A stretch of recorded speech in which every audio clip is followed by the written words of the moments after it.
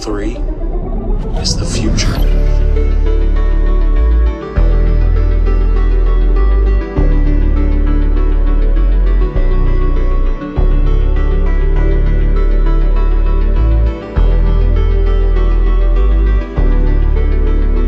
Welcome, crew, to What Are Your 3, a Channel 3 podcast where we take a member of the Channel 3 community, discuss 3 games of their choosing, go through some honorable mentions and some other odds and ends for a nice little video game discussion.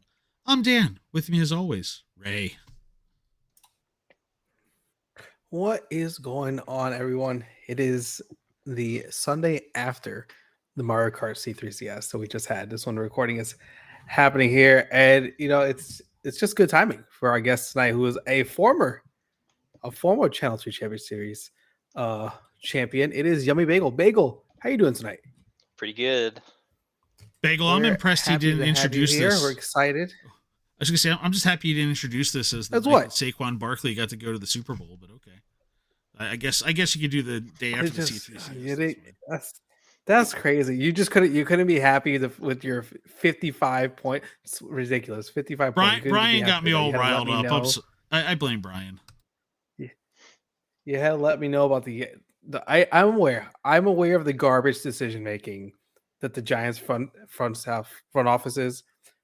And video after video, the freaking dude's kid is like, you should draft Jaden Daniels. You should keep Saquon. Nah, we don't need that. Who's gonna pay that much for running back? I don't know. The team going to the Super Bowl. Sorry. I'm sorry to drag you into that, Bagel, but I had to. I did not understand any of that. I need one more win out of the shirt. That's all I know. Baseball season, opening day of baseball season's 3 months away. I'm looking forward to it. But Bagel, we're not here to talk NFC East politics. We're here to talk games. In your first game, the Realm of the Mad God, a 5.0 rating from you that we got to talk about. Do you know what your review of this? Your review is one word for this game. It's despair, isn't it? His one word review for this game is exactly that. It is despair. It is on simultaneously the first game that Bagel wants to discuss and also on his both most hated list and replayable list. So would you like to introduce us to this? I feel that game. Please. I feel that on a deep level, on a hated game that you should play over and over again. I feel that. Yeah. So despair. That you better have more than that for this, but despair. I do. I've been playing that game for, I think, over 10 years now. Like in December, my account became a decade old. So I have quite the past with it, I guess. So you go back to the Flash days then, right? This is yeah. This is I've been playing it since I was in like elementary school. It's gonna be one of those episodes again, right? It hurts. It already hurts, Dan. Yeah. But anyway, so now known as Exalt, but you've been playing it. So what has kept you playing this for 10 years in spite of the word despair? The replayability of it, like it's addicting. I enjoyed the game for what it is, because it's a bullet hell MMORPG with permadeath, which I don't think I've ever found anything else similar to that. Because the original devs of the game, I think they've made a few more like other projects that have been similar, but nothing else ever really has like the same feeling that Rotmig has. Just chasing the high. So I wanted to ask that. So like, is how many times have you died in this game? Do you have any idea? I can check actually. Oh no! Oh no! There's an accountant. There's an accountant keeping tabs on you for this too. 740 times. 740 times where you permanently lose everything aside from maybe a couple items you had stashed. Is that? Oh, no. Yep, but I keep coming back. What is it that has you coming back?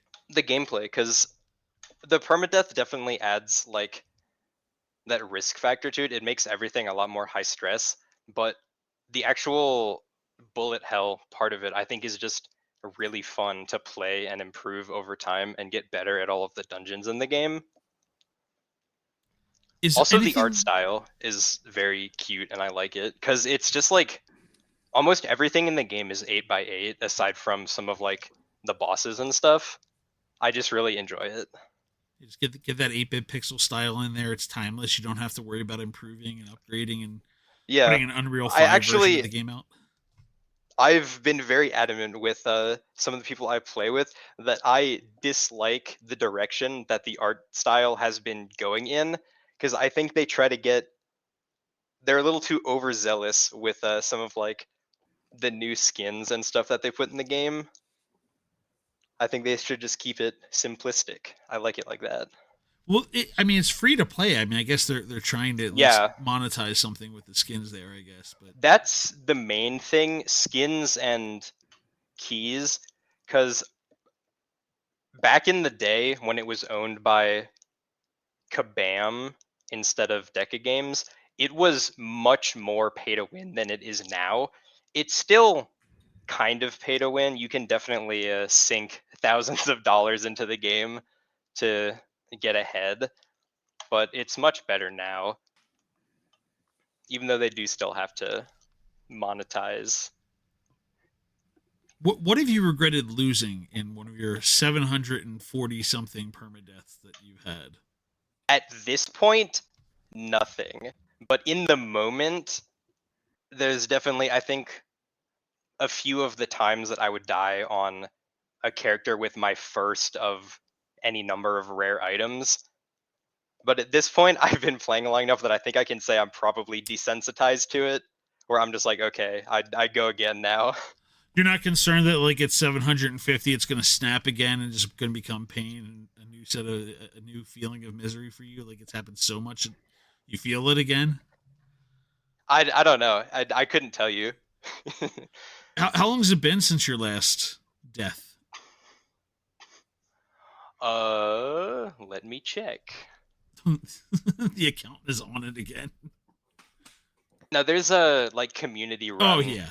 website that has like all of your account statistics and everything on it, which is what I'm checking right now. I last died on December 26th of last year. You mean It's only been you a mean month. 1 month ago to the day? Oh yeah, actually. I said, I assume you meant 2024 and not 2023, right? That's what I was. Yeah, of last year, so of Yeah, 2024. of 4 weeks ago to the day. Yeah. Oh my goodness, that's hilarious. Uh, what drives you to push it so far that you're like, okay, I'm done. It's time to die, or you just get caught? What is it that ends up happening? Most of it at this point is greed. Because one of the main mechanics of the game is the like lobby area is called the Nexus, and you can travel there at any time instantly by just like pressing your R key. So if you're about to die, you can go to the Nexus and save yourself. But most of the new dungeons that they've implemented in the game have a lot of just like very complex chip damage phases. So like they last for, like a minute or something. But if you just keep getting hit by shots over time and get low, and then I choose not to leave because I'm like, I might get something good if I just stop getting hit. That's all you have to do. Just stop getting hit. Problem solved. Exactly. I just have to, if I just lock in and then I never die. So what have the changes been like over time? So you talked about there's probably a little less pay to win now, but still, it's still there. It's still lingering. But what have the other changes been through the year? Like you said, there have been business decisions. The company's been bought out here. They've changed. This was a Flash game on Congregate, I think it was originally, and it's moved on. You play it on Steam now. Again, it's based on a different engine. But what all's changed over the 10 years? It's mainly been a lot of just introducing new content and phasing out a lot of the older content from when it was on Flash. Because nowadays, I don't think anything is the same as it was before Deca took over. Because I remember they have like a month-long event yearly called Month of the Mad God, and one of them specifically was based around reconstruction, and they went through a ton of like the early game and revamped it to be more like modern era and new player friendly. But even still, that's one of the main issues that a lot of people have with the game is despite it being free to play, the like onboarding process is still very difficult for new players because the tutorial is not very good. It's a lot of just text, and then anything that isn't mentioned in the actual in-game tutorial, they just threw into like a logbook or something and are like, yeah, they'll read, 20 pages of that. I've got to say, it really sold me on this game. Between despair, your most hated, the onboarding being terrible, just That's how it is, though. Yeah, I can't because wait to jump into this one. the majority of the player base right now is just veteran players who are like me, who have been playing it forever and just keep it afloat because they're addicted or love the game, whichever one you want to choose. yeah, it runs like, at 1,000 on average, up to 1,700 or 2,000, like at peak. So the game, it's just chugging along. It's just there. Yeah, it's like I don't know of any people who have really discovered the game on their own and stuck with it. People really only stick with it when they have like friends who have played it before to help them get into it. Well, you're going to have to help Ray out because I'm pretty sure that, yeah, I mentioned we have a Google Doc up, and I'm pretty sure I watched him just copy the name, and so you could check into Steam and see what's going to happen here. So the suffering roguelike of one Ray is ready to dive headfirst into this thing. I think I do enjoy suffering. This is true. There is definitely a lot of suffering to be had. It is in one this of the game. best. It is one of the best parts of gaming. I'm all about the suffering. I really can't. I can't relax when you play games. Everyone talks about relaxing when playing games. I don't know if I can. If there's a game I can play. Yeah, I think relax. everybody I'm not saw sure you. They watched you before Marbles on Wednesday and watched you play NES and trying to run that Metroid time trial. So I think everybody knows your feelings. It's all about suffering. All right, game number 2. Obviously, when we talk about relaxing games, this is this is the one right here, Mario Kart 8 Deluxe, top of the list. Calm, simple games. No one gets angry playing this, right? No one's heart rate ever gets elevated playing Mario not. Kart. Absolutely not. So you joined Channel 3 from Aerial Apostle, is that right? Yeah. So are you a lounge racer? Not very frequently. Okay. I do not actually play that much of like the competitive ladder of Mario Kart. Okay. What a flex against the C3CS crowd that night. Wow. Just shows up. So how do you enjoy Mario Kart 8? Sometimes I will just time trial a lot. I really like the driving mechanics for 8 Deluxe, so I think it is very relaxing to just drive the tracks a lot of the times, and that leads to me having good lines and being very good online. But like the only competitive stuff I do really is there's a collegiate league that I play in sometimes, and I also play 6v6s with my team occasionally. But outside of that, I've just never gotten into lounge because I hate how long it takes to gather players and play the matches. I absolutely understand that part. Trying to gather 12 people, right? To when you want to play online. They've made it a little bit better over the years, I think, Mhm. because I think everything gathers like on the hour now instead of needing to get 12 players at any given time. Here's a question. I wrote down on my list that this is gonna be a silly question, but it might not be as much now. Do you play Mario Kart a lot? Because I know you play time trials. Is it something like when everything's done, do you just sit and say, I'm gonna just time trial for an hour just to kind of finish my day out? Like how much are you playing this? It depends. I think different people have different definitions of a lot. I just recently passed 2,000 hours in the game, which I don't think is a lot. Like, I've definitely put time into the game, but compared to a lot of other people, that's like baby hours. Is this the most hours in the game for you, or is like Realm? Oh, definitely not. No, I have like over 20,000 or something in Realm. I can't even comprehend that number of hours. I have So I have I have put way too much time into that game. so when you're doing your time trials, uh, do you stick to particular cards or characters, or is it just what you're feeling that day? Yeah, I play what's meta, but it sometimes I swap around. What's meta right now? What are you racing with? You're trying to get the fastest times you can. It's the Yoshi weight class. It's either Yoshi, Birdo, Peach, Peachette, Daisy, and then either Teddy Buggy or Mr. Scooty with roller wheels. Do you have a preference in the character, or does it not matter as long as it's the right weight?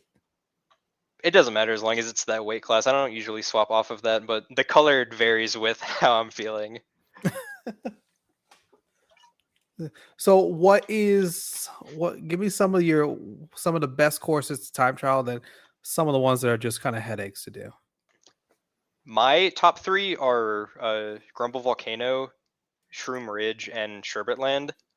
Just, I don't know why in particular, but Grumble I like a lot because of how it's dynamic. Because like it changes every lap, parts of the course fall away, and I think it's just fun to drive in general. It's got some neat tech you can do on it. Shroom Ridge I like a lot, mainly just because of the music. It is probably my favorite song out of the 96 courses in the game. And then Sherbet Land started as a joke with my team because I used to pick random a lot and it would land on random and pick Sherbet Land and I would get first. And then I'm like, okay, I kind of got irony poisoned from it because now I genuinely like the track. And which ones do you prefer to not time trial on?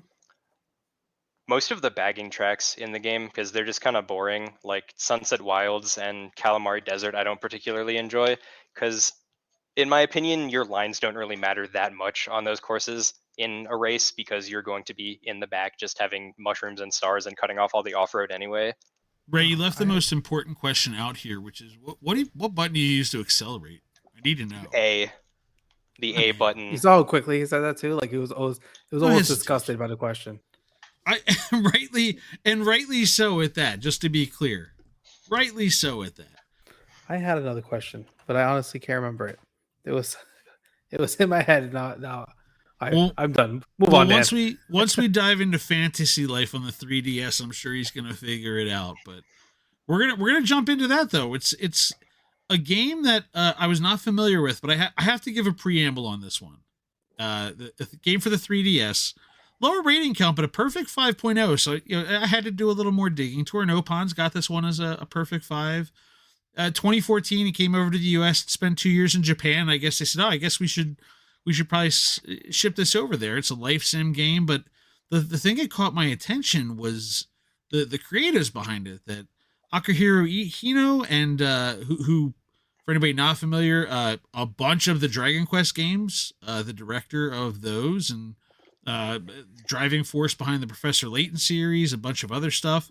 And then for any of our Final Fantasy and Chrono Trigger music fans, Nobuo Uematsu did the music for this one. So like Final Fantasy, Chrono Trigger, Ray, the Smash Brawl theme song was him as well. So the Beethoven of game music, as he has been known as. But so you caught my attention. This is not one I was familiar with, but tell me about Fantasy Life. I did not see Dread in your review for this one, so I'm a little more optimistic. I don't think most people are familiar with this game. I feel like it's one of the lesser known ones for the 3DS, but it is one of my favorites. For a delayed game that like had to be translated and brought over here that like Japan reluctantly sent over. Like, no, they tried to keep this from us. Why did they keep this from us? So yeah. Yeah. It is definitely very like carried by nostalgia for me because I got it, I think, when it came out when I was a kid, but the game in general is just like, I wouldn't call it perfect because there are some parts that bug me, but it is very near perfect, like much closer to a 5-star than anything else. So what about this pushes this over the edge? Like, what do you compare it to? I mean, you've got different paths that are available in this game, so you're not talking about like a sim situation here. You're talking like there are paths this game goes down. There's more direction to it than just like, hey, I'm going to create something from scratch and just wander. Yeah, I don't really know what I could compare it to, but I think that's mainly because I haven't played enough games to be able to do that. But it's just Man, he took the shot at us with me saying it's a 2014 game and pointing out how young he was when he played it. He's taking shots at us now And with then he that. says, Like, I haven't played that many games. Then he it's says, I just didn't play it's just that- death by I a haven't been around thousand long cuts enough. here, man. I'd say we gotta start doing checks on these things, man. I can't. I'm sorry. Go ahead. it's unintentional, I swear. No, I know. I just have to. I just have to. I have to call it what it is. I know I'm taking my shots. Blood loss is rougher at my age, so it's all good. But anyway, so so again, like you're talking about some major creatives though, people that have created massive worlds. You've got major puzzle games with the Professor Layton series, and again, one that I just have to go find the soundtrack for it at this point. So, like, but what hooked you with this? How did you find it all? Like, what brought you to it? That someone who has not played that many games, according to your own, shortened life commentary, but like you've not played that many games, and this is an obscure game that was sent over here reluctantly by Japan for people to play. Like, what made you say like, oh, I'm gonna go play that? I am fairly certain that I just got it for Christmas one year, and then I played it, and I'm like, okay, this game is pretty good. The one thing you said about them, I guess there are other games having massive worlds. This Fantasy Life has, I feel like, a crazy ginormous world for a 3DS game. And the way that like the game mechanics factor into it also helps it, because the main gimmick of the game is that you have the different lives. I don't remember how many specifically in, I think it's like 12 in the 3DS game, but they all have like their different paths that you go down and different quests that you have to do, and you have to, if you want to like 100% your save, you have to keep going back to all the different areas in the world and getting all the different resources and whatnot for your quests. But it never gets old because of like how vibrant it is and how alive it feels, because even just doing the story, there are a ton of like random side characters and whatnot, but they're all incredibly full of personality that it never gets boring. Yeah, you had me kind of curious now. I was looking up file size. It's not like an exceptionally large file size. I mean, I know it was like blocks, and they wouldn't give you the like. Oh yeah, bit I size, forgot they but, used to measure that. Yeah, Mario 3D blocks. Land was 4,000 blocks, and this was 7,000 blocks. I mean, I guess but it doesn't feel like that significant when you're talking about like all these options and paths and all these like conditions you go down for this thing. It's just, The thing and is too, they had a DLC for it, and it was only like $10 or something, and essentially doubled the content of the game. Because a large part of it too is grinding, because all of the lives have like a level system, and your player character has a level system alongside like your stats and whatnot. And it takes a while to do everything, but I never found it tedious. yeah, I'm gonna have to find this one now because like I'm also looking. I'm like, oh, is this one of those ones that like try and find a copy of Chrono Trigger now? It's gonna cost you $200 for the Super Nintendo, but no, this is like, yeah, you can find it for like $5, $15, something like that. That is a steal for sure. Yeah, it's gonna have to be checked out at this point. It's got me kind of curious. So, how many of the did you try to 100% this thing with all the paths and all the different things that happened with, or how far did you? My main save is 100%ed. Wow. So you ran down every path of this game. Okay. Yeah, I still have whenever I go back to it and want to play on my main save, I still have a bunch of like the way that I like max my character's level was some of the food that you can cook for whatever reason is really efficient for giving you XP, and I still have not run out of like the thousands of like gelato or something that I crafted when I was trying to max my character. And right there, we're gonna move on. Let's go to the honorable mentions here. 1 to 3 games, but we're gonna do a whole bunch here in the honorable mentions with our 1 to 3. We're like 1 to 3 categories instead. First category is roguelikes. So go roguelikes here. You put a couple on the list. I want to start with what is the overall draw for you when it comes to roguelikes? Mainly, I think collecting, but I think that's just because they all have Steam achievements that are fun. But then also how like min-maxable they are, because everything I listed, I've pretty much 100%ed, except for I think the Binding of Isaac, because I bought that when it was on sale this Christmas. But I find it really fun to just be able to hop in and then over the course of like an hour become God. And so yeah, no, I totally get what you mean right there. So you have 3 on the list here. I just did the same thing. I was just playing the last game. I was playing my Mega Man roguelike, and I was like, "This is amazing." I just keep getting stronger and stronger. And now I'm just destroying everything, and now I can start over again. What? So you have on your list here, you got Risk of Rain 2, The Binding of Isaac, and Enter the Gungeon. Is there an order? Like which one did you play No, first? that's the one that I played first was Enter the Gungeon. But if you're talking about an order as in like a ranking, I don't think I could rank them individually, which is why I put roguelikes as a genre. The only one that is kind of in my upper echelon is Realm of the Mad God, for better or for worse. So I'm sorry, incorrect answer. Ray was looking for Hades. The correct answer Ray was looking for was Hades. Thanks for playing. Have a great night, Bagel. I do love Hades. I have not played Hades. I Oh, have heard that it is good, no. but Oh God! Now we're gonna have First to of all, pause this it thing. is You're good. gonna have to. How dare you? How dare you? It is good. You're gonna have to do 20 runs, defeat Hades, then do 5 times defeating Hades. Oh, you're stuck now. Yeah, you got You need to homework go. now. You need to go play Hades before Hades 2 officially comes out. there's a lot of things that I need to play. Because you need Cult, to do Cult of the Lamb. You want to feel like God? Go play Cult of the Lamb while you're at it too. That's on my backlog as well, because that's made by the same people that made Enter the Gungeon. Yes. But my issue is like I just don't buy new games enough because I'm like I can just play one that I already have and love. That's my issue with Switch games right now. Is The that irony usually of the if roguelikes. if I turn on my Switch, I'm usually just gonna play Mario Kart or like Shiny Hunt and Pokemon or something. And then usually if I'm on my computer and I want to play something, if I have like an hour, I'm just gonna boot up Risk of Rain 2 or something. and play a run. So Enter the Gungeon, is that the first roguelike?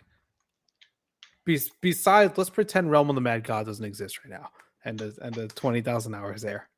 Well, what's the first roguelike that you play and you're like, whoa, I like this style of game? It's probably Enter the Gungeon off the top of my head. I don't know if like I think Pokemon Mystery Dungeon counts, but I don't know when I played that first.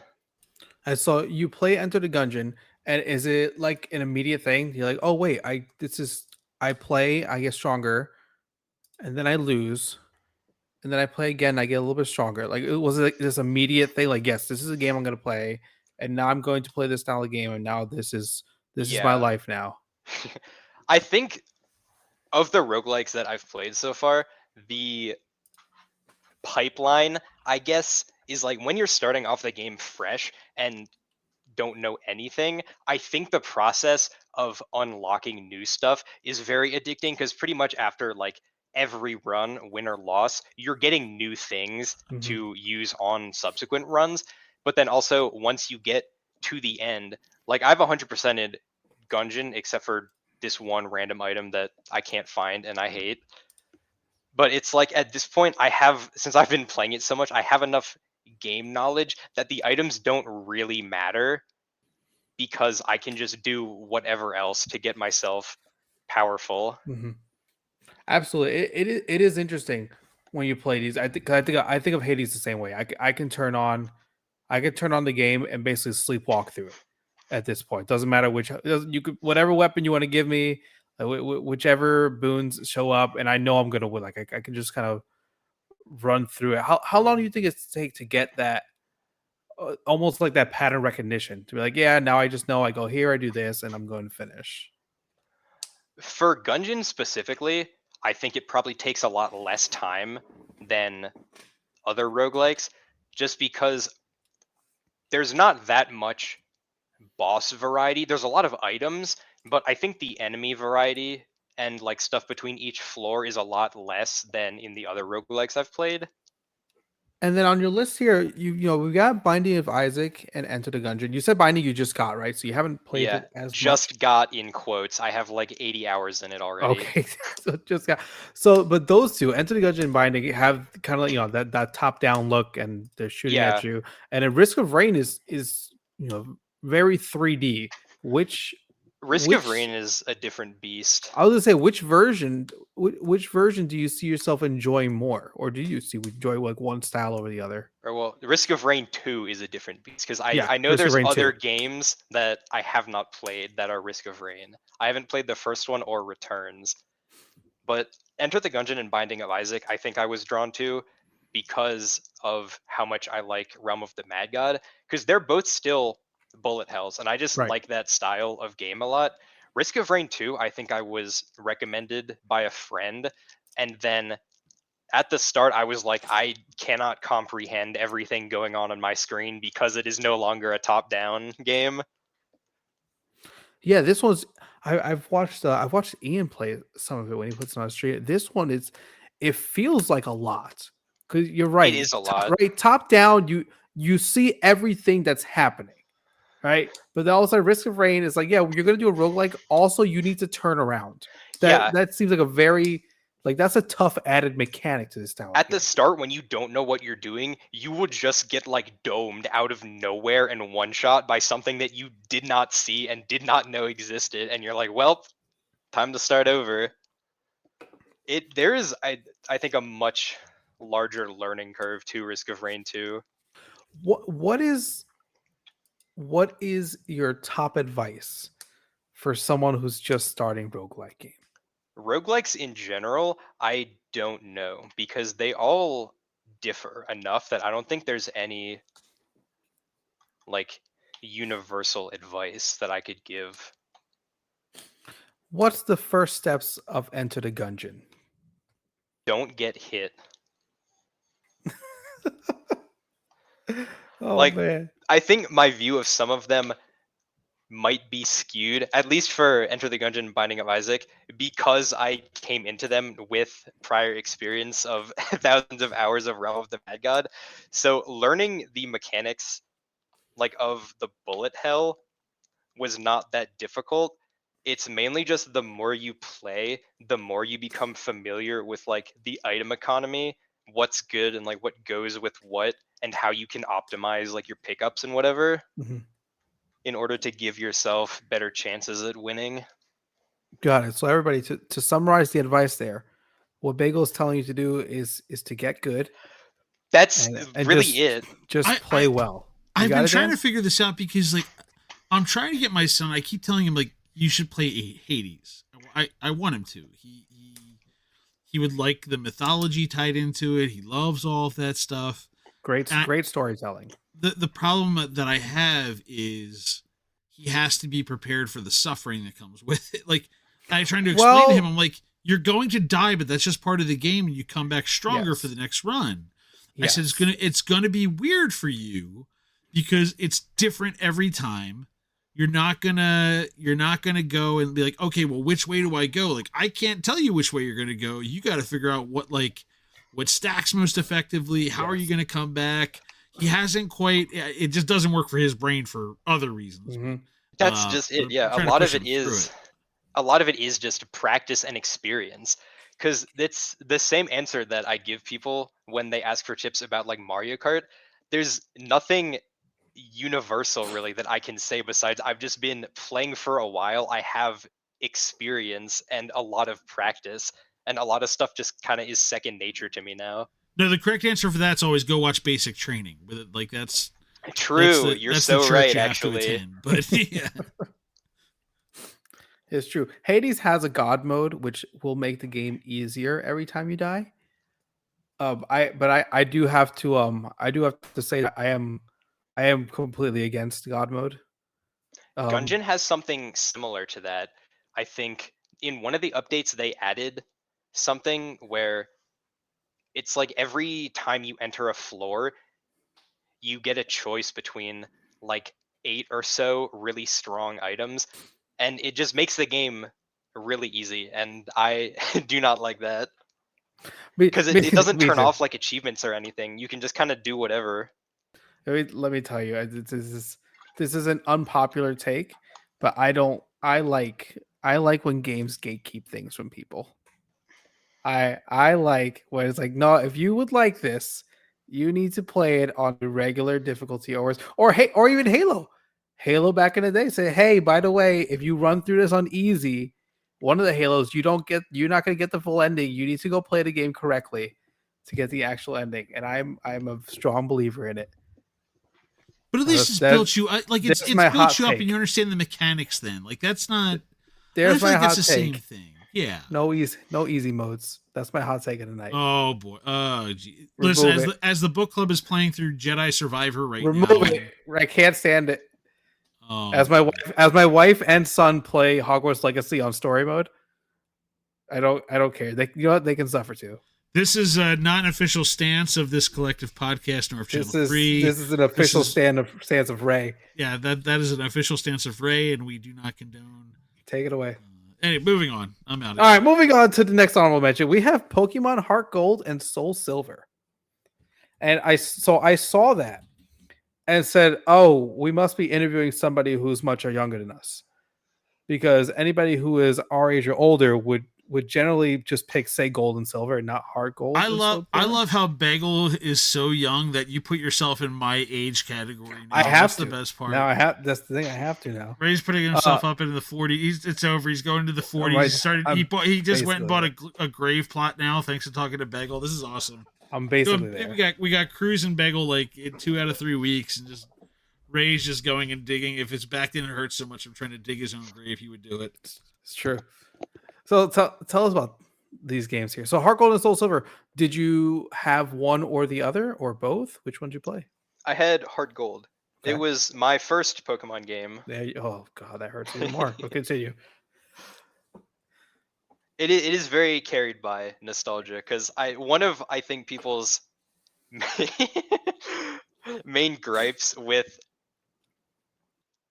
like that region. I'm sorry, I am distracting Bagel because I'm literally like I'm looking at you dying. Dan's muted is laughing. But I am laughing so hard I'm tearing up. Dan's is laughing through the pain. Because I can't wait to listen back to the pause of you saying nostalgia a lot. I know. When you said the way you said nostalgia, like halfway through the word, you're like, I probably should have picked a different word. Yeah, but just kept I say that because nostalgia from 2 years ago must be amazing. Let me tell you.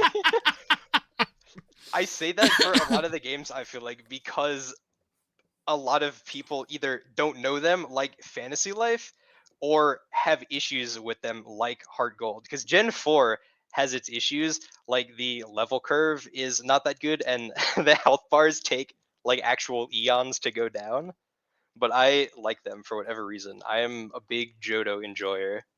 As a non-Pokemon guy, the fact that you said Gen 4 was the nostalgia, now it really sunk in for me. I'm just like, how late that is. I've gone back and I've played all the other games. Just making faces in the background until I'm up again. I'm sorry. I was saying, you have on your list here. You were playing Yellow, and I think what was the other one? Was it Crystal that you were running through? I've gone back and I've played through all of the main series games because I'm trying to complete my living dex and then eventually a shiny living dex.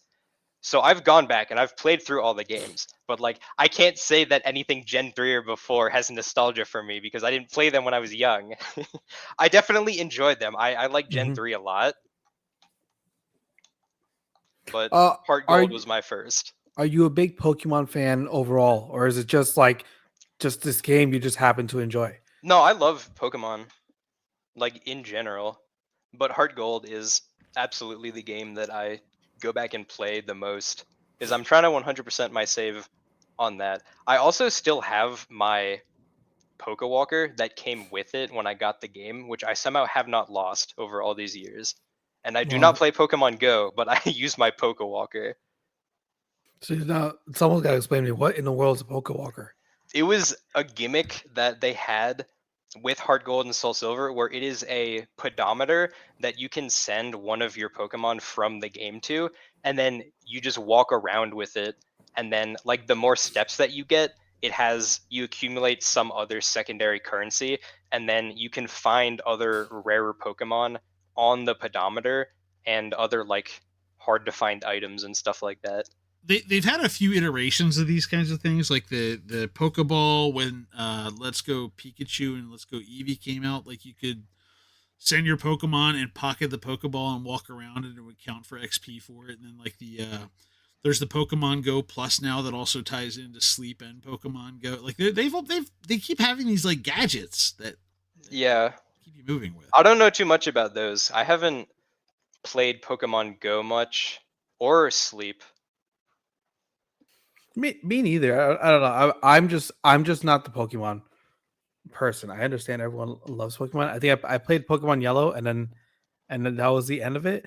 But at the same time, when they had the anime, the final Masters tournament, I ended up watching the whole thing and loved it. And that actually, I felt like a deep nostalgia to that, to seeing the original show and then seeing the kind of the ending of it.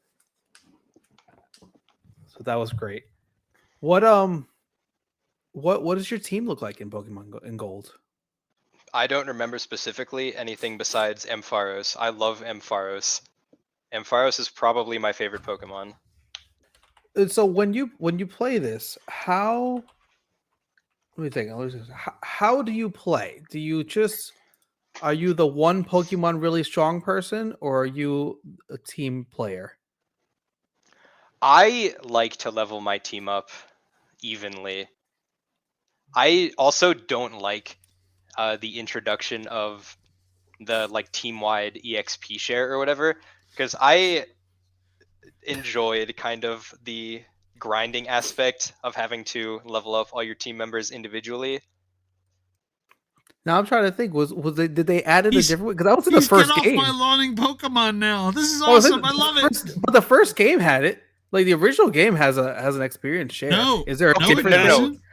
Yes, Even if it did, it's not to the same level as the more recent games. Has it changed? Okay, I wouldn't know. Tell me. Yeah, it used to be, at least from what I remember in Heart Gold, it was an item that you would give a Pokemon, and then it would split XP with the Pokemon that you were using in the battle and the Pokemon holding the item. But now it is like your entire team, I think, gets all of the XP from, like, any battle. Yeah, and you also get a bunch of evenly do, like random. Yeah, so it's a lot easier to, like, grind Pokemon for competitive teams or whatever. Sure. It's a lot more quality of life. But I don't know. I like to feel the connection with my funny little guys. No, I totally get that. No, they had it, Dan. I knew it. That was a thing even back in the original games. I remember it. I thought it was terrible because you'd play your thing and your main Pokemon got most of the XP, and then you had to sit there as the game told you that every other Pokemon also gained a minimal amount of XP. And I remember turning it off, thinking, why do I have to look through this text so many times just to get? I just want to move on. I think that's the first time I've heard somebody say they turned it off because they just didn't want to read the text. It's like every fight. I think that's a pretty valid reason. Every time a Pokemon faints, it's like your main Pokemon got 200 XP, and your second Pokemon got 10 XP, and your third Pokemon got 10 XP, and your fourth Pokemon got 10 XP. And there's no zooming through text on this thing on my Game Boy Pocket. Yeah, with I think you can AA batteries. set the text to fast, but even then, it's still kind of a slog. Did you enjoy? So this Heart Gold, someone's got Dan. You gotta let me know. Maybe you know what I mean. This Heart Gold. Do you battle Red at the end of that? Does that happen in Heart Gold too? Yeah. Okay. I'm pretty sure Red is the, like, final boss in quotes final of boss. that. And some had said that he was difficult. Do you ever remember that being difficult, or did you show up and was like, I'm ready for this? No, he was definitely difficult. Because I think, like most people, the first time I fought him, I went in completely unprepared because I'm like, I'm just going to go up this mountain. And then there's a guy up here, and then I talk to him, and then he wipes my team. All right. After following up to wiping your team, let's go. Actually, that's a good segue, wiping your team. Imagine that. Imagine if they had easy mode for Red. would just take away. It would take away from the whole point They of put an climbing easy the mode mountain. in one of the Gen 5 games, I can't. I'm do pretty this. sure. I can't do this. I think Dan- it was oh my God. only that game because it was some weird mechanic where after you beat the game, it was only in one of the versions you had an option to play it again on easy mode, but then the other game had an option to play on hard mode. It was something really weird. Just take it away. Take the easy, Dan. All right, all right. On that's to what you want? on to Deep Rock Galactic, a game that it did a couple years in early access. I think you were in preschool when that happened. It seems like at this Probably. point. Sorry, I'm kidding. Yeah, but yeah. But anyway, so Deep Rock Galactic is you're rounding out your honorable mentions here. Yeah, it's hard to round out my honorable mentions, I think, because there's a few games that I think could also hold that spot, but Deep Rock Galactic is probably the one that I go back to and enjoy the most. You really like the generated, like you really like the variety. You don't like Yeah. coming back for the same experience. You want everything to be different. It seems like this is a perfect way to cap that off in a first person format. Yeah, I think I get enough of the same experience in Mario Kart. Everything else has to be like progressively generated. So again, I'm kind of curious, how did this one catch your attention? So you talk about, like, you keep going back to some of the same games, you keep going back to some, like, how does a game like this catch your attention then? This one I know for sure was a recommendation from one of my friends because he had been bugging our friend group to buy it and play it with him forever, and eventually some of us folded, and it was very worth it because it is a very fun game. Yeah, you get the team aspect at least for this one. Yeah, the team part of it is a big part of it. I love playing it with my friends and in just public lobbies. There's such a nice community to this game. So have you partaken at, like, there's a Vampire Survivors spinoff basically with Deep Rock Galactic Survivors? I have not played any of those games. I think they're working on a new one. I don't know if it's out. It's like Rogue Core or something. Yeah, I know it's there's coming. a few It's not others. it's not out yet. That one's the roguelite, which will be, again, I feel like they're just trying to cater to you at this point. They could be. It's a But no, four-door I've squad. only played the normal Deep Rock Galactic. So is this just fun with the camaraderie element thrown into kind of just a game style that you definitely like? Yeah, because there's a good bit of like fine tuning and min maxing that you can do to your builds as well, but then also the physics of the game and just the general tomfoolery that you can get into when you're playing with a group of friends is very, very fun. Well, let's talk about a future game you're looking forward to. Let's dive back. We're gonna jump back. I avoided some questions I had because your future game you're looking forward to has been delayed a couple of times. Even the official site for the game is still listed as October of 2024, but Really? It's gonna happen. They don't list it. Let me rephrase. The YouTube video trailer they have on the official website still lists October of 2024. The website itself lists April of 2025. So you've been waiting 12 years to get back into fantasy life, and the girl who steals time is going to be delivering that for you. So that's what you're looking forward to. Absolutely. I have mixed feelings about it because of the trailers they've shown and how much it's been getting pushed back, but I'm still overall very excited for it to come out eventually. But and is this the same team behind it? I neglected to go back and look and see if it's the same creatives. I'm not sure. I would assume so. They But are I'm not definitely people who 100%. will delay then in order to make sure the product is of a proper quality. That's You what can I've see been that with the Dragon hoping. Quest series. 'Cause As much as I'm like, I want it to come out because I want to play it, the more they push it back, the more hopeful I am that it will be a very polished product when it comes out. Yeah, I think Miyamoto is famous for the quote of, you can release a bad, the game will always be bad if you release it, or you can wait and release a good game, something to that effect. And I think these are some people who, no, they're going to get it right. And They've had another. I don't know if it made its way over here, but I think they had an online game. They had a mobile game. It did come over here. That Did it end up was it's shut down now. I know that it made it. yeah, because I believe when it came out in Japan, it was online for about 3 or 4 years, and then it came over here, but they pushed out all of the content in like a year or so, because I think there was a controversy with it where I don't know if it was both versions of the game or just the American version, but I think the company that either like bought it or ran it or whatever was not one that was seen in a very favorable light and was seen as very money hungry. Yeah, it was very weird. This around like they just kind of had the property basically, and Yeah, which we're is just trying to I do a think cash grab on it. It was yeah, odd. which I think is why they pushed everything out so quickly. Which Like, also maybe I why they're still delaying enjoyed this to get. playing it. To Because make that only sure. closed in 2023 or 22. That only closed a year or two ago, so they probably wanted to delay this just to get away from the stink of Maybe, whatever happened around that game. I wouldn't It- blame them. It is the same developer, Level 5, but the Fantasy Life on the 3DS had 3 companies working on it, and now this one is just Level 5 on their own. Interesting. So they dropped One Up Studio and Hand, which honestly I've never heard of any of the 3 companies. Is Hino I still had only working on heard it though? of, That's the question I Level have. 5. If Hino's still working on it, you have my faith in. But they're bringing a time travel element into this one, with going thousands of years into the past potentially during gameplay. That's another thing that I'm skeptical about, because in the trailers they have shown a like island building mechanic that I think looks similar to Animal Crossing New Horizons, and I'm really hoping that that is not the main focus of the game, because if they completely ditch the world that they had in the 3DS game, I will be very, very sad. I think it's maybe Ray probably the first time since the Lord of the Rings Gollum, we're preparing for just like we're prepped for a letdown. Everything about this is not giving the warm and fuzzies for me for telling yummybagel we're going to be okay here. Well, I'm Hino prepped is for still involved. anything.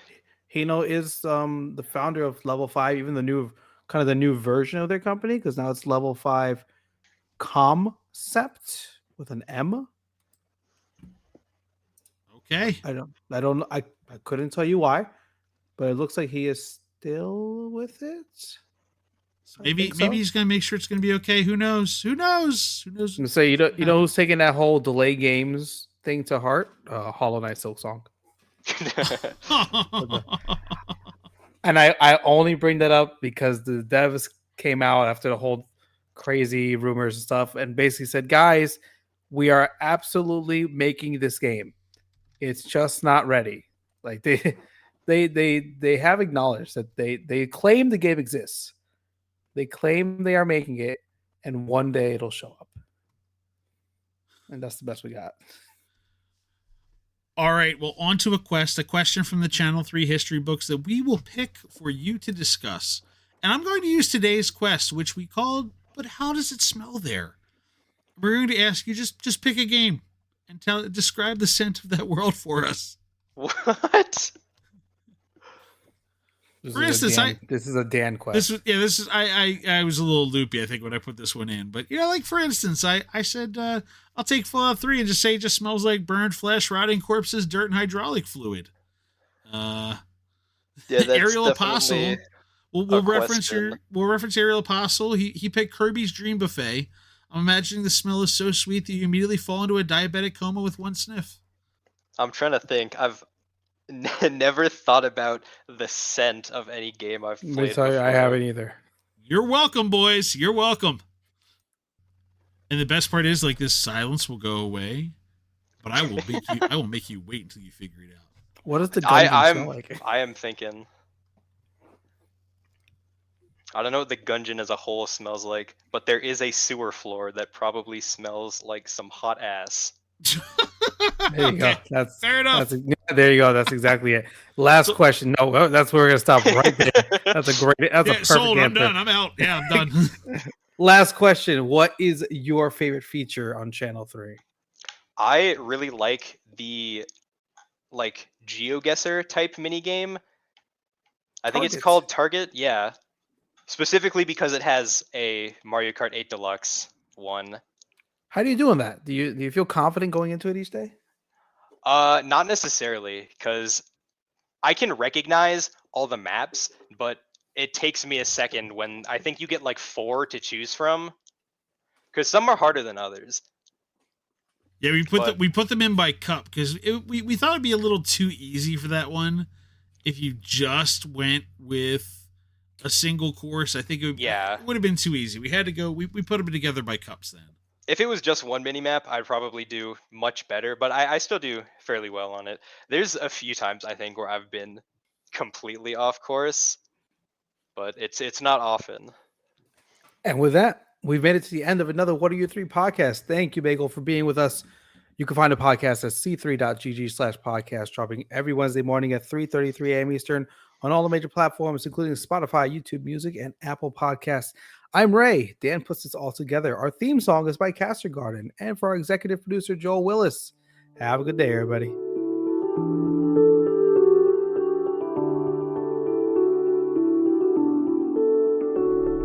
Channel 3 is the future.